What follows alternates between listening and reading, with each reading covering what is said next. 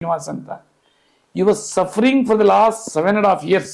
ಏನು ಮೂಕ ಊಟ, ಆಮೇಲೆ ಕೆರ್ಕೊಳ್ಳೋದು, ನಿದ್ದೆ ಇಲ್ಲ, ಅದು ಆಟೋಮೆಟಿಕ್ಲಿ ಏನೋ ಇದ್ದಾಗ ಕೆರ್ಕೊಂಡ್ ಗಾಯಗಳು, ಹಂಗಾಗಿರೋರು ಇಚ್ಚಿಂಗು, ಆಮೇಲೆ ಬಾಡಿ ಪೇಯ್ನು, ಒಂದು 7 days 10 daysಗೆ ಇಚ್ಚಿಂಗ್ ಹೊಟ್ಟೋಗಿದೆಯಂತೆ, ಆಲ್ಮೋಸ್ಟ್ 15 ಅವರೇ ಹೇಳಿದ್ದಾರೆ.